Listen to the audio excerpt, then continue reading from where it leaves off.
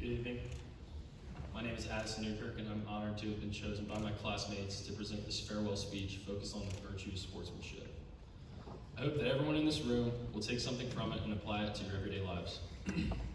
This evening, I'm going to hopefully provide a unique perspective on what sportsmanship means to me. But first, I'd like to tell you guys a quick story.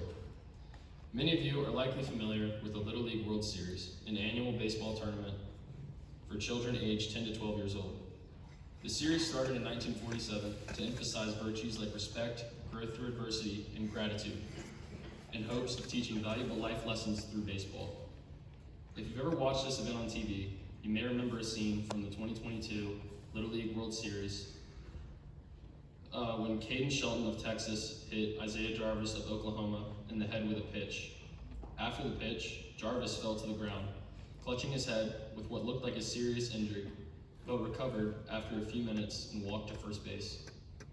Shelton, the pitcher, was visibly shaken and began to cry on the pitcher's mound, expressing remorse for the incident. Jarvis, seeing Shelton's distress, walked from first base to the mound and embraced him, telling him, "Hey, you're doing great, let's go." The moment was widely praised as an example of exceptional sportsmanship, and the hug became a viral sensation because of its positive message.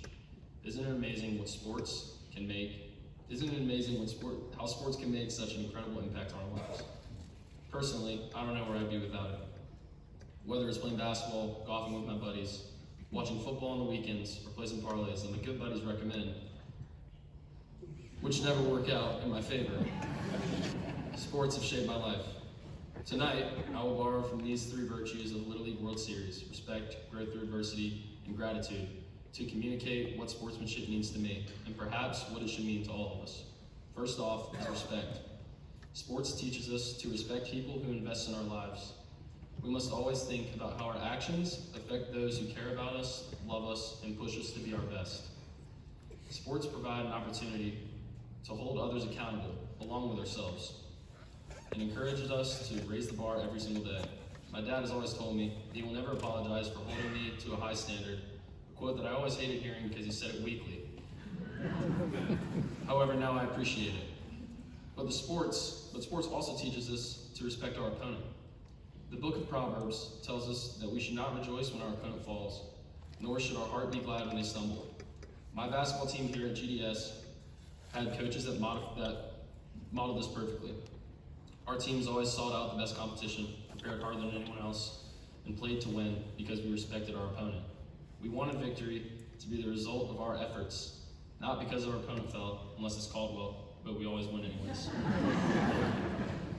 Coach Johnson, Coach Smith, and all my coaches, thank you for this life lesson and respect I'll always carry with me. Secondly, growth through adversity. Class of 2025, I'm excited about what lies ahead of us, but I also know that we will face hardship and tough times.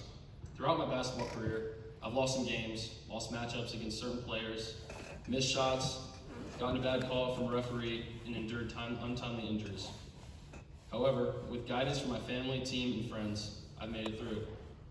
Like many of you, I've learned that setbacks, while difficult in the moment, can be excellent catalysts for personal growth. Allow your losses to fuel you. Never back down from a challenge, and try to be your best self during difficult times. William Ward once said that adversity causes some men to break, others to break records. Let's be record breakers and use this virtue from our GDS experience to our advantage. Finally, a word about gratitude. When I attended one of my first basketball camps as a young child, a speaker shared three words that resonated with me more deeply and deeply every year. Never delay gratitude. Let your people know that you love them. Take a breath, a few seconds tonight, and realize how fortunate you are to be given the opportunities that your parents, guardians, teachers, friends, siblings, and coaches has given to you. When you look back on everything that has happened throughout your teenage years, I bet you'll all think the same things. I really did have it good. But it isn't enough just to think about this. We should make it a priority to personally thank those who have played a vital role in our lives. You never know how much a simple thank you can mean to somebody. When his players hit a shot, Dean Smith made his UNC players point to the passer. We all probably have a lot more pointing to do in the coming days and weeks. As we move on from this chapter in our lives, my hope is that we carry these lessons with us.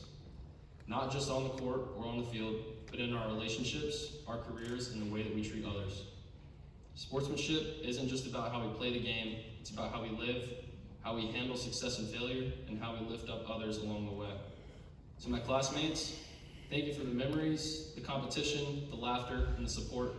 To my coaches, teachers, friends, and family, thank you for pushing me, believing in me, and helping me grow. I'm grateful beyond words. Let's leave here today not as graduates, but as people who respect others, grow from our challenges, and never delay gratitude. And as we go our separate ways, let's keep pointing to the passive. Thank you, and congratulations to the class of 2025.